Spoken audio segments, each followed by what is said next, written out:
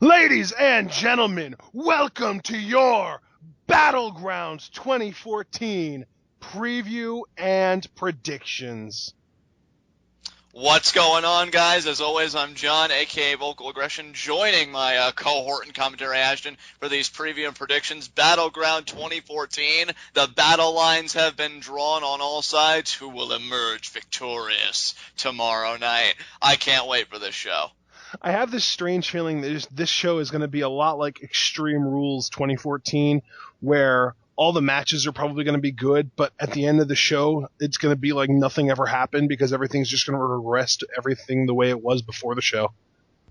It's interesting you feel that way because I can understand why. I just feel like as soon as this show is behind us, everything is going to be about SummerSlam, so that could be a reason for a potential reset because it's all going to be about that SummerSlam build. However, as a standalone event not being fed to SummerSlam, I gotta say, I'm pretty impressed with this card. Alrighty, dude. Well, I mean, hey, that being said, we don't have any kind of extra stuff to go into this. We don't have a key to the night or a high spots and low shots. We don't have any extra segments. It's just all about the preview and predictions. So let's just get right into it with what we do know will be the pre-show match, Cameron versus Naomi. Yeah, look, I only really care about this matchup because of Naomi's career. You and I have been saying for the longest time now that we think Naomi has a huge upside once she's really able to forge her own identity away from the Funkadactyls and away from this whole thing. Unfortunately, I don't see this being the only match between these two because AJ and Paige, I think, is the big storyline in the Divas division right now, and I think that's going to carry over to SummerSlam, maybe even Night of Champions, dependent on how SummerSlam goes. So because of that, I think Naomi's going to need something to do. That something being Cameron, and for it to logically continue, I unfortunately see Cameron getting the first victory here. So I'm actually in a disgusting upset to my own stomach, picking Cameron to go over Naomi. You know what, dude? I wish that I could be like, oh, John, you're crazy. That makes no sense. There's no way WWE would ever do that. But I 100% see where you're coming from and the logic that you're using to come to that conclusion. I just think that to a degree you're overthinking it. And I feel like I was about ready to do the same thing because I almost said, yeah, I think Cameron might take this one too. But if you really think about the way WWE has portrayed these two, they have portrayed Naomi as the most athletic diva and probably the only person that can be anywhere close to AJ and Paige's level as far as success goes. They have portrayed Cameron as an over-arrogant loser. So to me, it would make no sense, even from a kayfabe point of view, for WWE to have Cameron win this. So to me, it comes down to one of two potential outcomes. Potential outcome number one, disqualification. I could see Cameron getting herself disqualified in some way or another, and I wouldn't put it past her. Or even she just walks out on it. Like, I could see her kind of pulling like that heel tactic where she just decides she's above this match and she just walks out.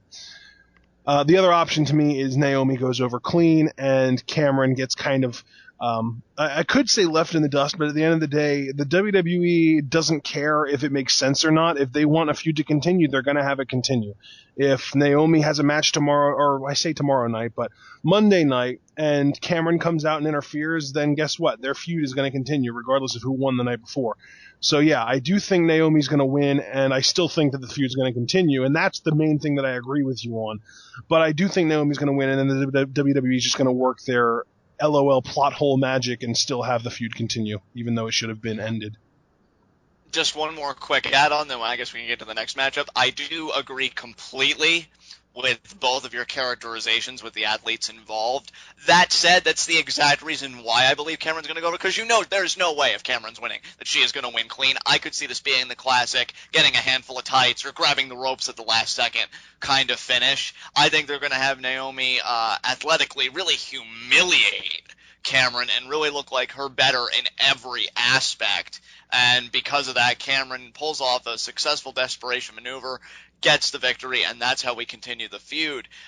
Personally, though, I'm glad you and I both agree about the feud continuing, because with your assessment of both women, I wouldn't care if this feud did continue to SummerSlam and Naomi just won every encounter. Yeah. That's how little I care about Cameron. So I don't really contend with anything you have to say. I think you and I are pretty much in agreement. Save the outcome, and yeah, if Naomi wins, I'll be ecstatic, because there is a huge upside there, and I want to see Naomi versus heel Paige, or heck, even Naomi versus AJ. So we'll see how it all shakes out. Yeah, I honestly just don't think WWE is willing to go to the effort required to make it seem credible that Cameron could somehow beat Naomi. That would require a lot of effort, and I honestly just don't think WWE is willing to go to it. I can totally understand. I mean, really, and I don't mean to be that guy, because you and I have been such staunch defenders of the division. But look at the division we're dealing with. It would take a lot of effort, and I'm honestly surprised. But I think even you would contend that point, the effort that we're getting with Paige, AJ, and I think even that can be contested to a degree. So I can certainly see where you're coming from.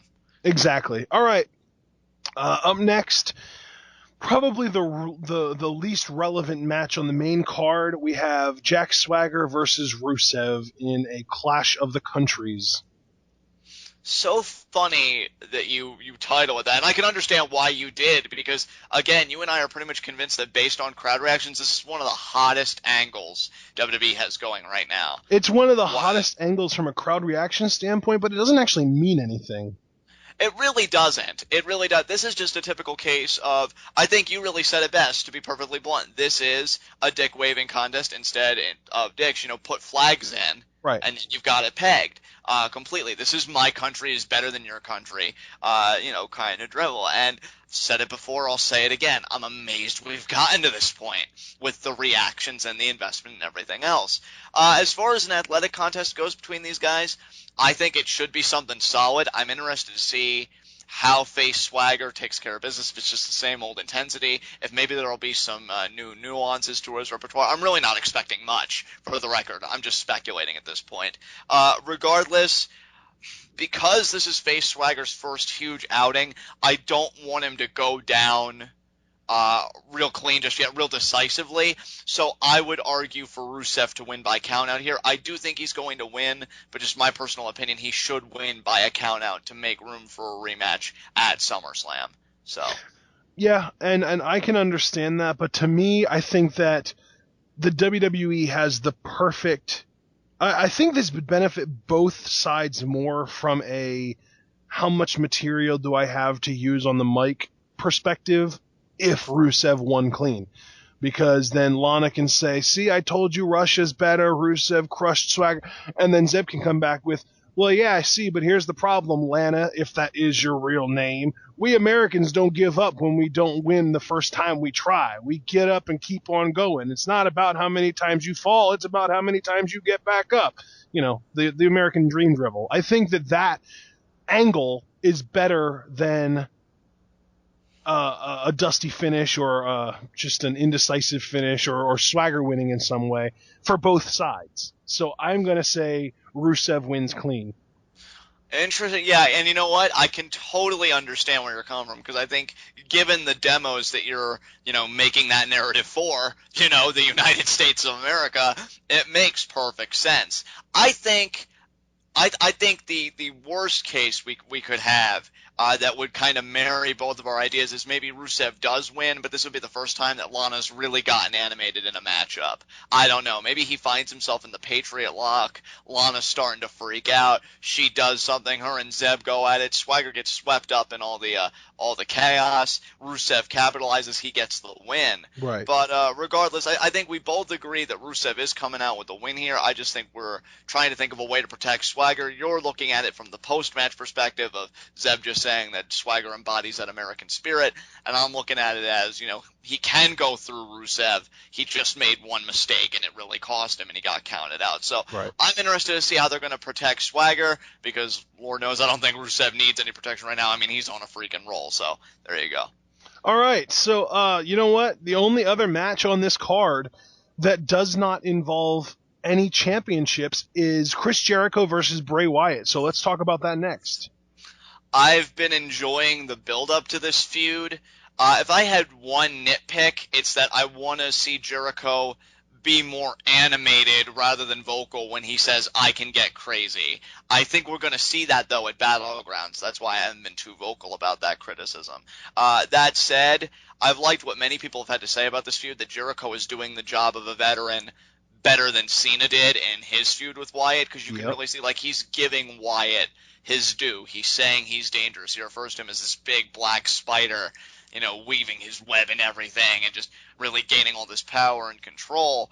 Um, Bray's direction is interesting because he's still going down that path of like martyr, shepherd of the people, however you would really want to characterize Bray, because he's making accusations to Chris. Where were you? You said you were going to save us, but where were you? So I'm almost wondering if the end game here, if this is the only program Jericho's going to do, he's going to stay babyface, but I'm wondering if he has one more program left in him after this, if he won't come out of this feud with Bray as a heel. Yep. I am a little curious about that, but enough gesticulating. I'm just going to say that I think Bray is going to win this encounter by pinfall, maybe after some Wyatt family shenanigans, but seeing as how they also have their hands full on this card, I'll say that Bray Wyatt goes over clean.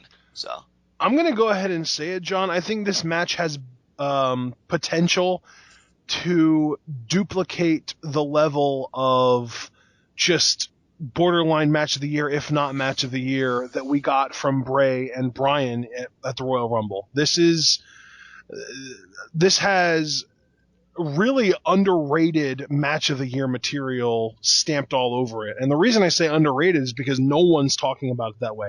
Everyone is more talking about the build and how, Jericho is being this over-the-top rock star mentality, but he's still giving Bray Wyatt the amount of credit that John Cena refused to give him, and how some people are saying that Bray is still amazing after all this time, and some people are saying that they need to have him talk less, or if he's going to talk, have him be a little bit more specific. And, it's like people are more criticizing the build, criticizing and praising, I will say that, the build, rather than thinking about the match itself. But to me, I've been saying since Daniel Bryan got in the WWE in, 2010, that his career path reminds me almost identical to what Chris Jericho's was. And I really do feel like Jericho versus Wyatt is going to be basically what we would be able to expect if we would get Bryan Wyatt too. And just thinking about their match that they had at the Rumble, I think this is going to absolutely steal the show. I'm really glad you gave it such a glowing assessment for it, because actually it gets me more pumped for the match itself. And I'll be honest, I have been visualizing some spots they could do. Like maybe Jericho hits the Bulldog and he's contemplating the Lion Salt, but then Bray does his little grunge walk. Or grudge rather, and freaks Jericho out, like what the heck, like spots like that. I think they could really tell a great story inside the ring.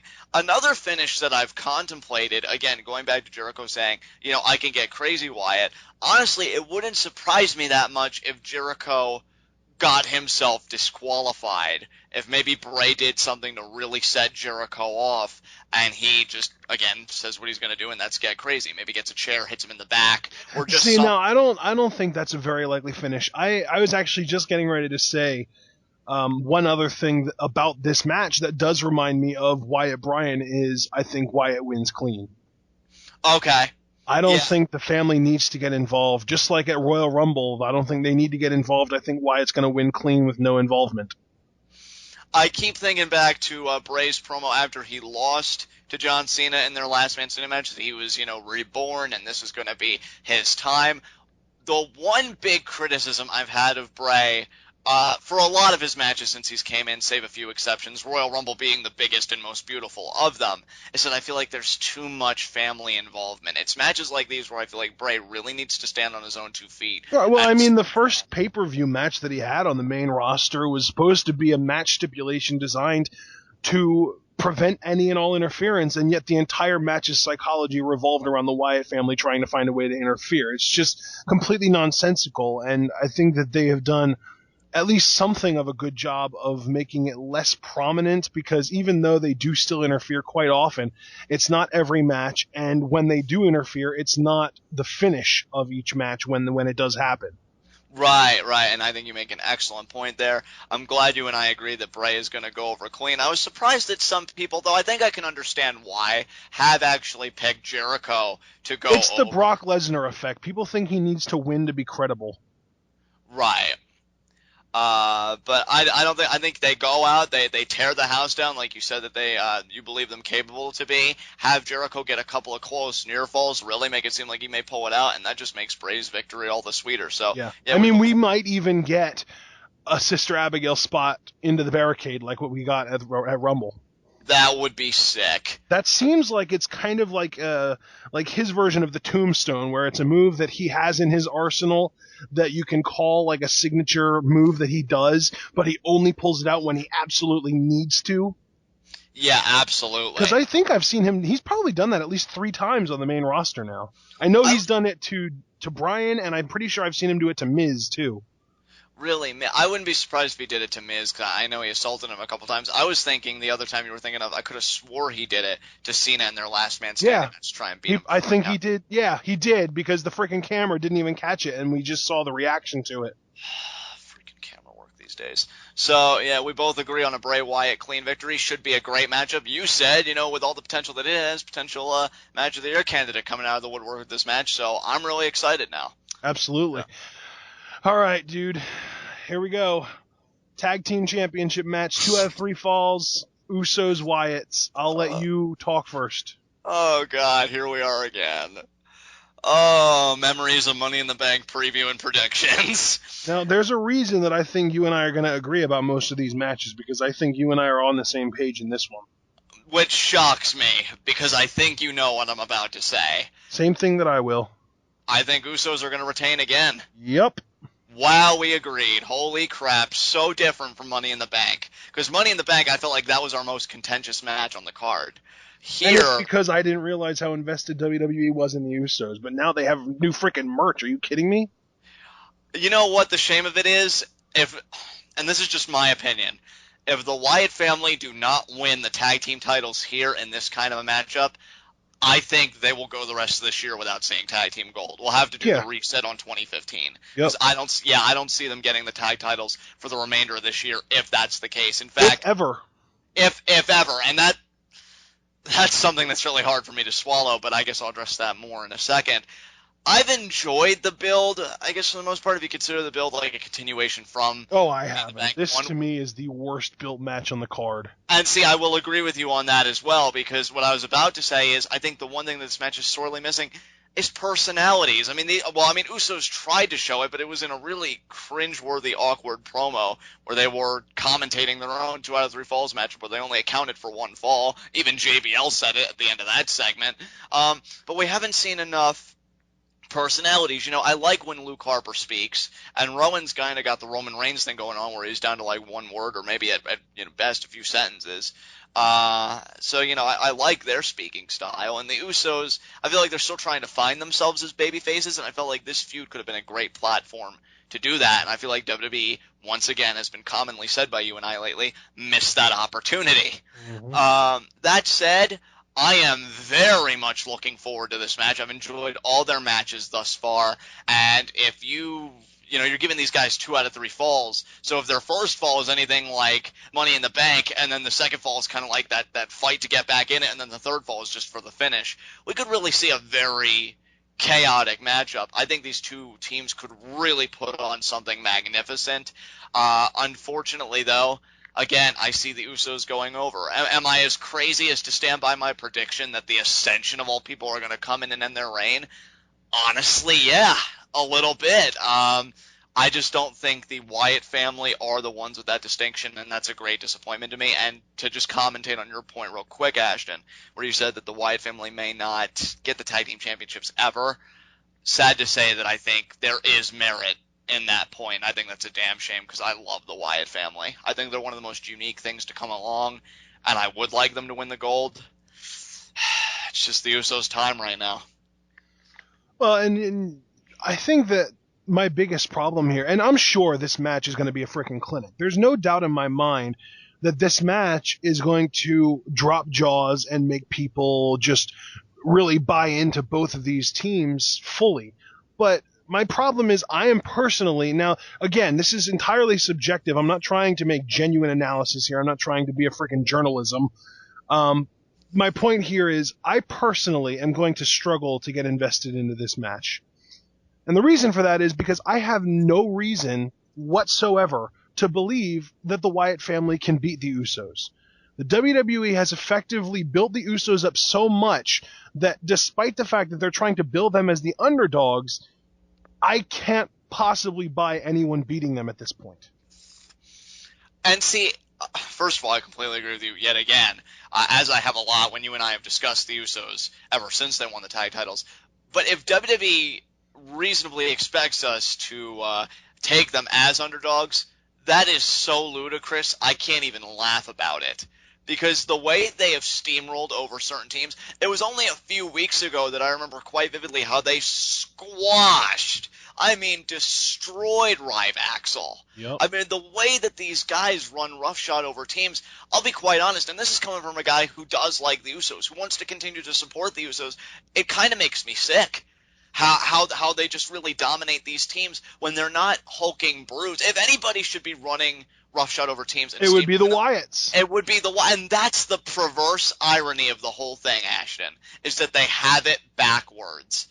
The Usos are the steamrollers in this equation. You know how terrifying that is? Yep. When you look at two guys like Harper and Rowan, and you think, oh man, they're really going to struggle against the Usos. What? Seth Rollins, what? If the WWE would have a change of guard right now and they went from whoever's writing their shows to somebody who thought logically and old school and somebody that was a prominent booker in the 80s or 70s, they would have this match not even go to 3 falls.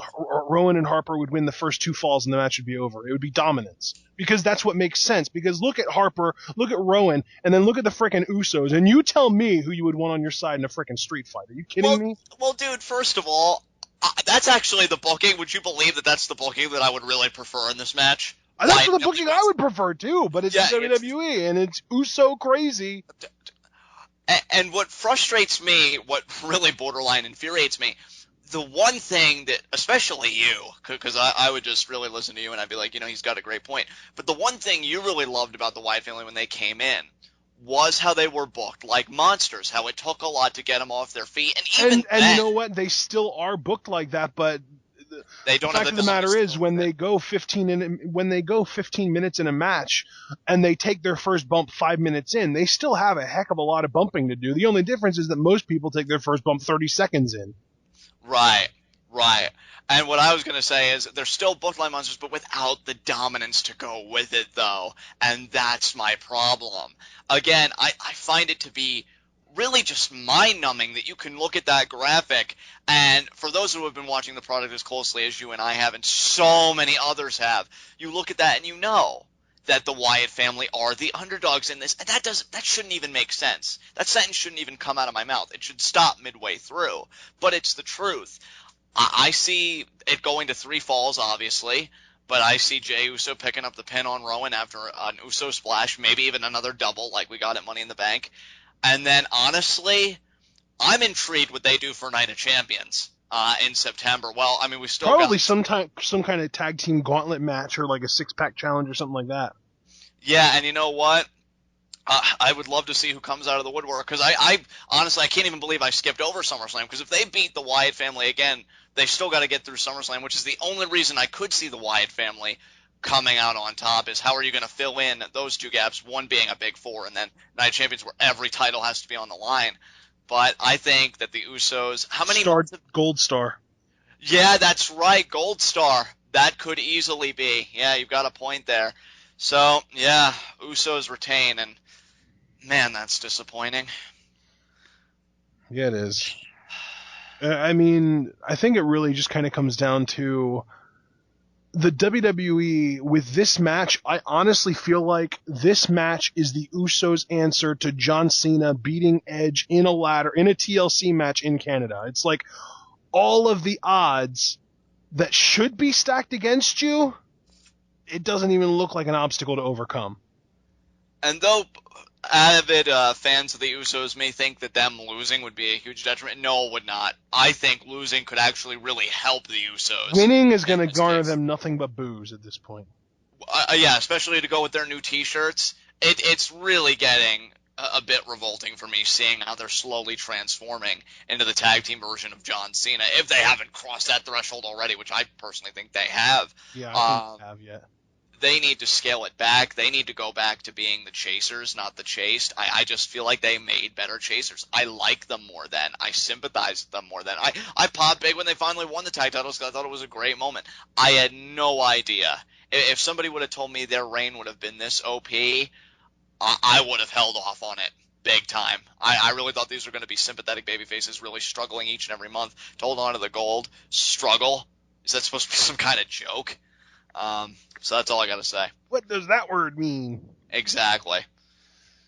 Well, we both agree. Usos win. I think we can both agree that they're probably going to win in 3 matches rather than 2 because, WWE doesn't want to shatter the illusion that they're booking these matches evenly. The only time I've ever seen a 2 out of 3 falls match that got ended in 2 falls was Sami Zayn versus Leo Kruger on NXT. Yeah. That's the only one. I've been watching wrestling for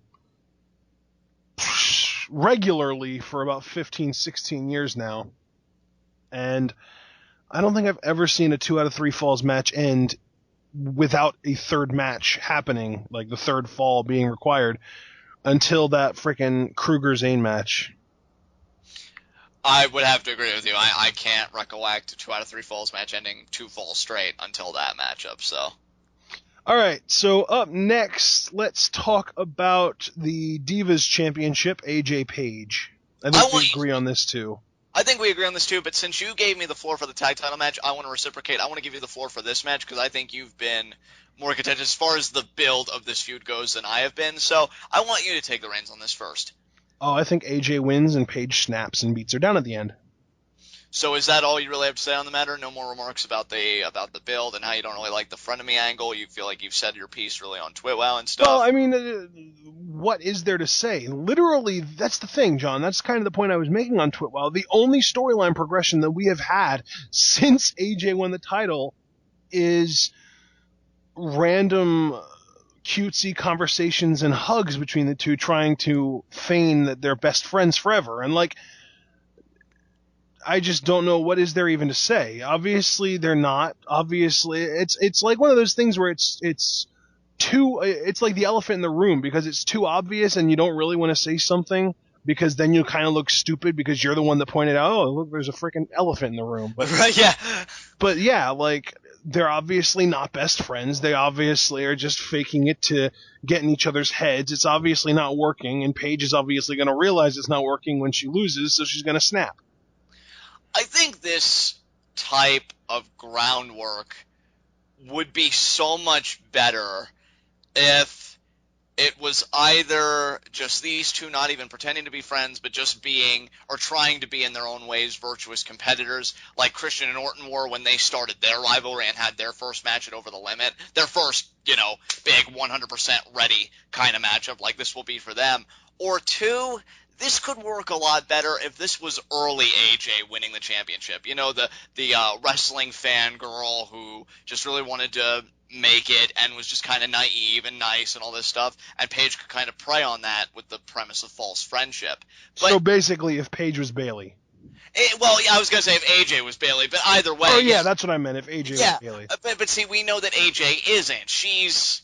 I don't want to say psycho AJ anymore because she really hasn't had psycho antics, but she's shrewd. She's conniving when she needs to be. So that's smart.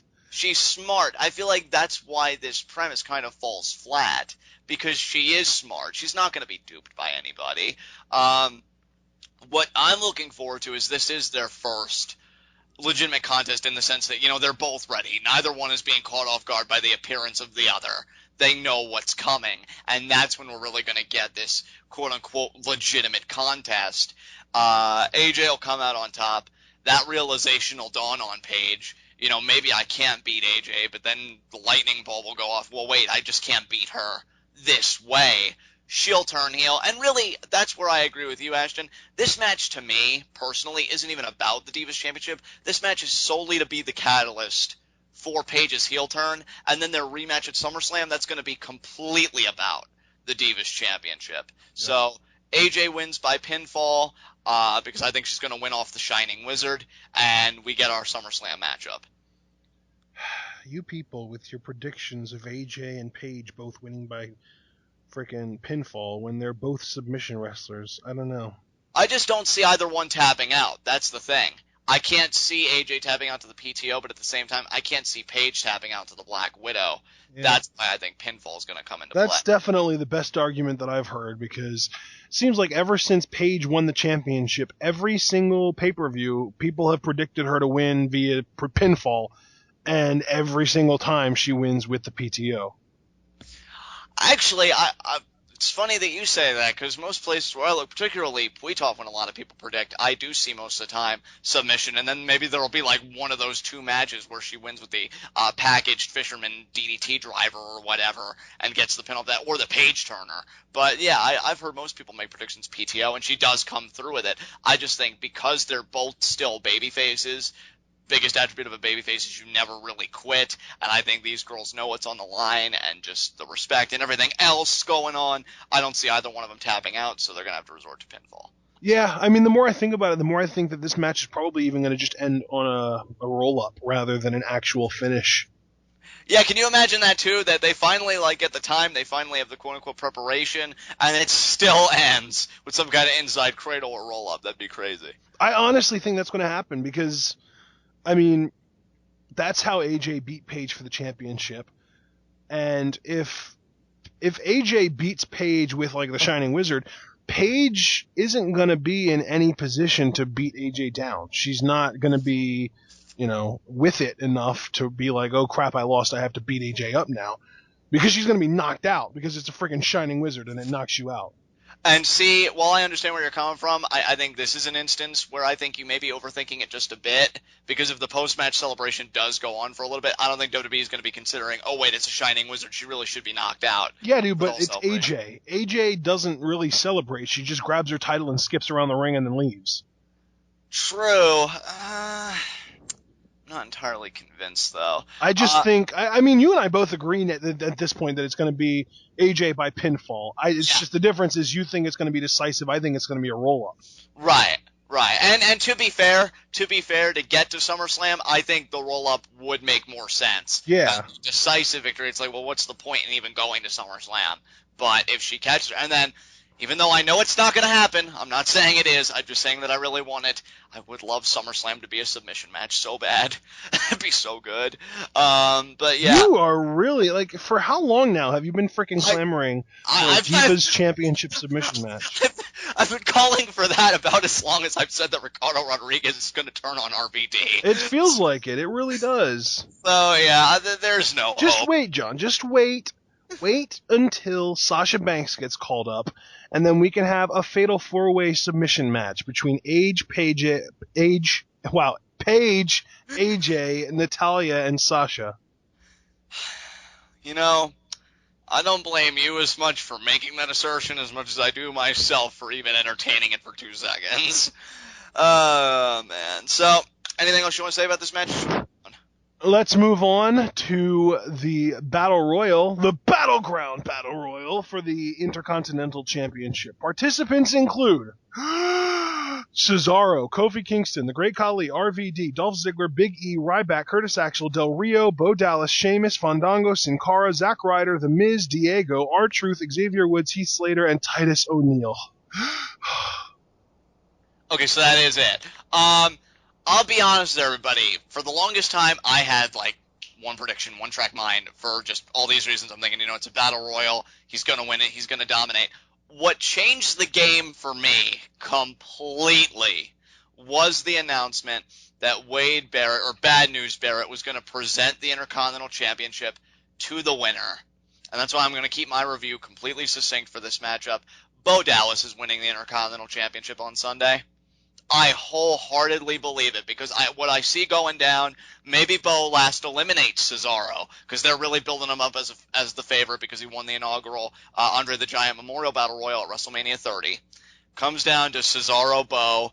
Bo wins, and he does the greatest victory lap ever, shock all over his face. Wade kind of gives a look, not necessarily displeased or pleased, but just, like, yeah, you got him. Comes in the ring, hands Bo the belt, and then Bo feels the need to lecture Wade about, hey, it means a lot to me that you give me this, and I know you're down in the dumps, but you'll get back in it, and when you do, I promise you I'll give you a championship match. All you've got to do is Bo leave. Pretty much doing the same crap with Bad News Barrett that he did with Daniel Bryan when he was addressing his neck issues. I definitely see Bo Dallas becoming the new Intercontinental Champion tomorrow night.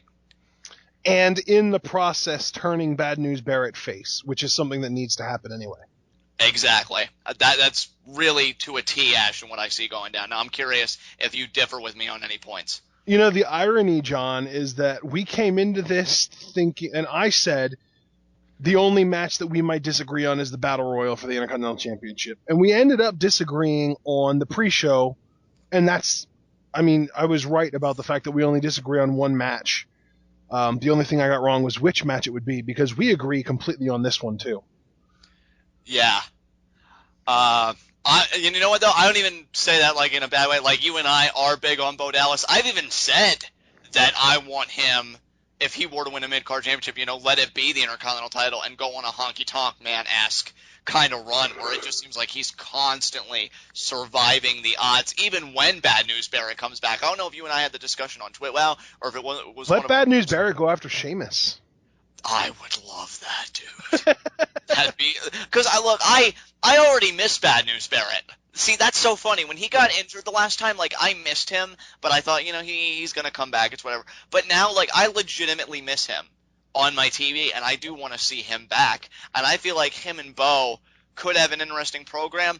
But let me just be clear about something. I don't think he should stay face for very long if they're gonna turn him to that alignment for Bo's sake. I think you should have the thing with Bo, but then immediately go back to just being that douche, and maybe Sheamus should be his new target. But then again, not even turn face, just be like a tweener who just hates everybody.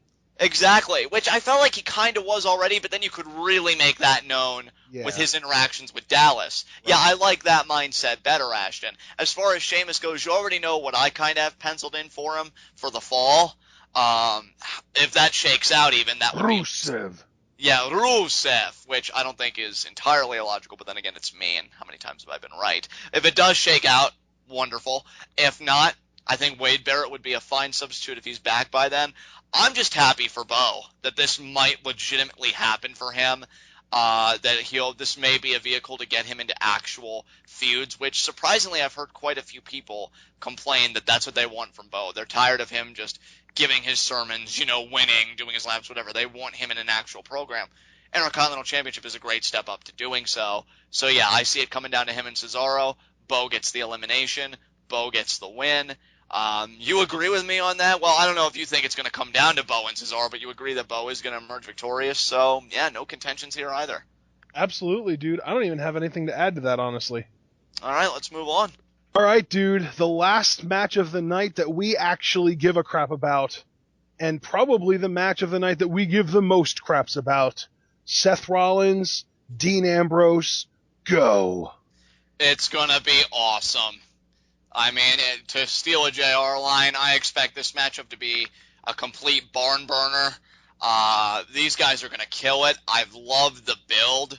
I've loved the idea that Seth is getting the heel treatment when I think everybody was kind of anticipating it to be Dean because, he is that quote-unquote lunatic fringe, as WWE likes to call him. I've loved how vicious Seth can be, the beatdowns he's perpetrated on Dean, but I think the real highlight of this feud for me has been Dean Ambrose's mic work. His promos for this feud have been fantastic. I have a question, John. Yeah. Why are you saying that as if it's a surprise? It shouldn't be. It shouldn't be. Yeah. It shouldn't be at all.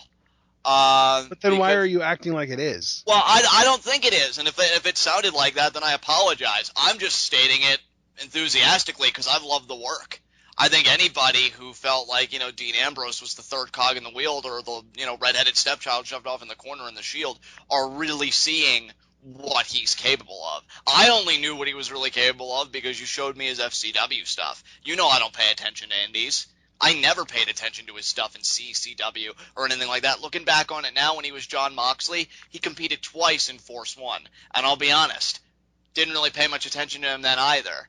So, to me, this is getting to really experience Dean Ambrose for the first time, and it's been a real treat, and I've enjoyed every second of it. As far as this match, a lot of people are saying that this is the match on the card that has the potential to be a match of the year candidate, to go in and blow everybody's minds. I don't know. I think they're going to pull back a little bit and save that status for SummerSlam. Maybe I'm wrong. Maybe they'll do it twice because they're that damn good. Yeah, But I already told you on TwitWow, I think this match is going to be about 15 minutes. I think that they're going to get enough time to tell a good story, but I don't think that they're going to get clinic levels of time. But I feel like Ambrose has to win this. I feel like he does as well. I feel like Seth Rollins has come out on the winning side of things. Really, it's really lopsided when you look at the build, because I think Seth Rollins has come out victorious in a lot of their encounters and a lot of their scuffles. The most that Dean Ambrose has done is prevent Rollins from cashing in the briefcase. Exactly. Other than that, Rollins has been victorious at every turn. You know what I want out of this feud, dude. I said it on SmackDown TwitWow.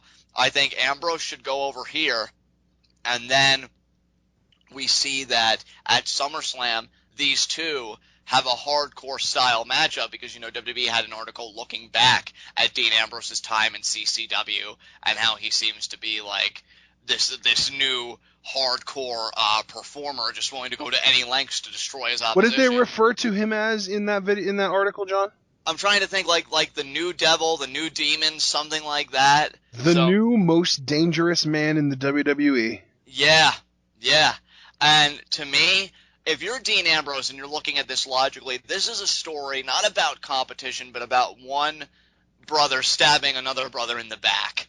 And Dean Ambrose, I don't think, cares one iota about beating Seth Rollins. He wants to destroy Seth Rollins. So I think you have your wrestling match at Battleground, you have your stipulation match at SummerSlam, and you make Seth Rollins come out, both men coming out really when you really do a program right, looking like $1 million. But I'm saying in terms of wins and losses, you let Dean win here in an environment that should be Seth's backyard, and then when we go to Dean's backyard, that's when Rollins really comes into his own and pulls out the stops. Yep. So we agree Ambrose has to win this. Definitely. Okay.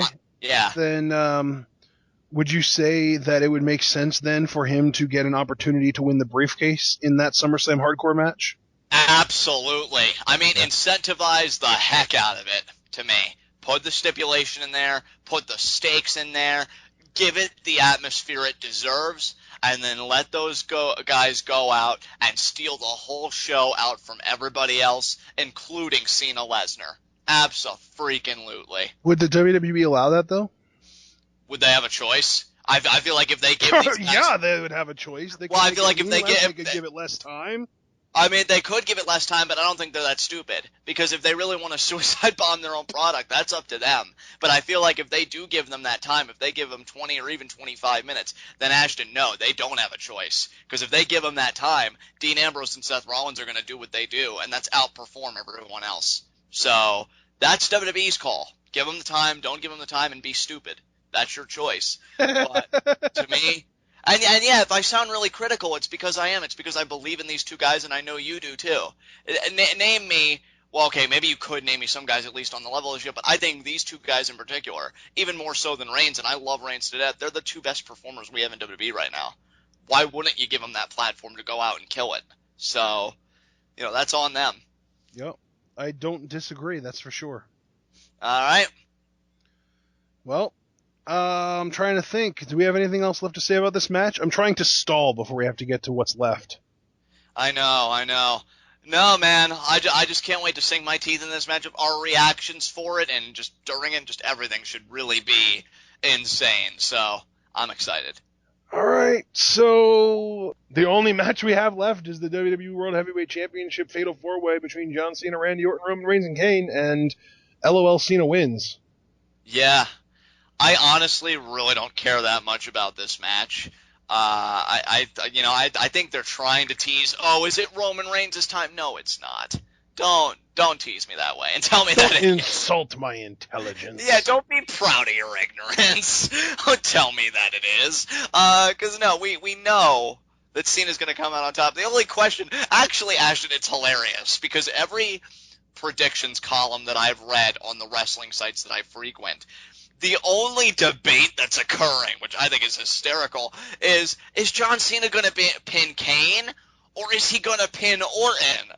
And here I am thinking, well, really, what's the difference? I think it's pretty obvious that he's pinning Kane. Kane might even tap out for all we know.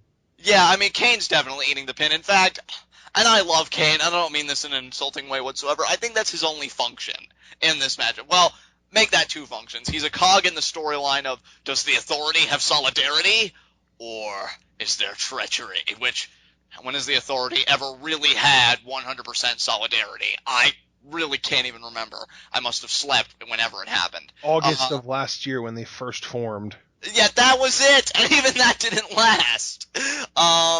And the second function is, yeah, eat the pin, or even because it's John Cena, eat the submission, and then the whole commentary is going to be through the roof. King, can you believe this? I've never seen the monster in perils. Like, yeah, Cole, yeah, you've been commentating for over a decade, and you've never seen anything like this. Cena wins this match. The big story here is that, I mean, the video's even been leaked. I don't know how WWE's going to respond to that. Is that he is going to face Lesnar at SummerSlam. I think the only big question that really looms over this match that I really don't even think matters is that apparently Cena won't be on Raw tomorrow night from what I've read, which that could be wrong. If he isn't, people think that may affect the outcome. I don't think It's not going to affect anything. He's probably going to show up via satellite like the freaking Rock. They are in Miami after all, when in Rome. There you go. So, really, I have nothing more to say about this. As Ashton said quite eloquently to start, LOL, Cena wins. Cena wins. Yes. Exactly. That's what it all comes down to. And you know what? I don't know if you have anything else to add to this entire commentary, but I am about drained. I'm done too. Nothing more to say than that. I guess to kind of wrap up, those are all of our predictions. We only disagreed on one match, and it was the kickoff show. That really says something, folks. That really says something. I will say, though, I'm glad that is the kickoff match because we're kind of back in the realm of having that one specific angle monthly that really belongs on the kickoff show so that all the legit matches can make their way onto the main show. Right. Because I don't think anybody would have really wanted to see Rusev Swagger on the pre-show. That's a main show. I mean, it might be the least relevant match of this card, but it's probably the most over match of this card. Exactly, which, again, just confounds me to no end.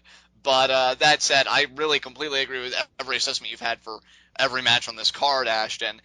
So, yeah, really no contentions between them. I even told him before we went into recording, I said, I have a sneaking feeling this is going to be Money in the Bank round 2. And he's like, I don't. I see us being completely, pretty much unified, save for one match. And, yeah, that's exactly how it panned out. So, good ESPN on his end, I guess. But, yeah, I'm looking forward to this. Should be a fun show. If I had to borrow your rating system, Ashton, and say how I think this is going to shake out, right in the middle, search it. Yeah, I'm gonna give it a very strong search it from inclination. Just looking if at I had to guess, I would say the three specific matches that are probably going to be worth searching for are going to be Wyatt Jericho, Rollins Ambrose, and then the 2 out of 3 Falls tag title match. Right. Those are going to be the three, like, if you couldn't afford to buy this pay-per-view, find those 3 matches online and watch them because they were worth seeing again. Right. So, with that said, guys, those are our preview and predictions, and because Ashton said he had no more to say, I have no more to say, which leaves you guys with only one thing to do. Comment and subscribe when you see this. Give us your thoughts on how Battleground 2014 is going to shake out, and we will see you tomorrow night for live reactions. Live reactions, baby! Baby! All right, guys. We'll see you for live reactions. Bye.